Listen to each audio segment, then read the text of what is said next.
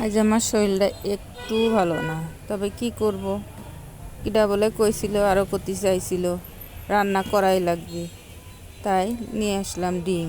ডিম নিয়ে গবেষণা করতে করতে ডিমের মধ্যে কিভাবে কুসুম ঢুকলো, এনে আর কি করার, এই ডিম রান্না করাই লাগবে। তাই ডিমগুলা সিদ্ধ করা দেখাতে ভুলেই গেছি ভিডিও করতে।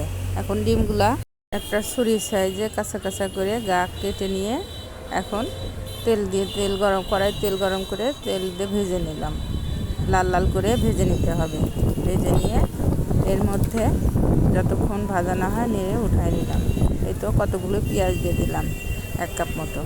5-7টা কাঁচামরিচ দিয়ে দিলাম। কাঁচামরিচে আবার ঝাল নাই, তাই বেশি করেই দিয়ে দিলাম। দিয়ে নাড়াচাড়া করে যতক্ষণ লাল না হবে ততক্ষণ। একটু ভাজা ভাজা হলে পেঁয়াজটা ভালো হয়। পেঁয়াজের বেরেস্তা হলে এইটা খাইতে মজা লাগে, ডিমটা খাইতে মজা লাগে। এখানে কিছু মশলা দিয়ে দিলাম, রসুন বাটা আর জিরা বাটা দিয়ে একটু নাড়াচাড়া করে যাতে ফ্লেভারটা চলে যায়, কাঁচা ফ্লেভার। এর মধ্যে একটু পানি দিয়ে হলুদ, জিরার গুঁড়া আর একটু শুকনো মরিচের গুঁড়া দিয়ে দিলাম। দিয়ে লবণ দিয়ে ভালো করে কষাতে হবে।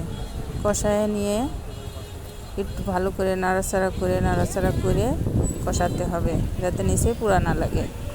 এই তো আমার মশলা কষানো হয়ে গেল। এখন পানি দিয়ে দেবো। পানি দিয়ে পানিটা যতক্ষণ বলক না আসে ততক্ষণ জাল করব। গরম পানি দিয়েছি আমি সব রান্নাতেই গরম পানি ব্যবহার করি।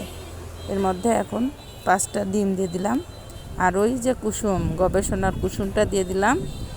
দিয়ে কিছুক্ষণ নাড়াচাড়া করলে এই তো আমার ডিম ভুনা রেডি। আমার ভিডিওটি যদি ভালো লাগে লাইক কমেন্ট শেয়ার করবেন আর পেজটি ফলো দিবেন। আল্লাহ হাফেজ।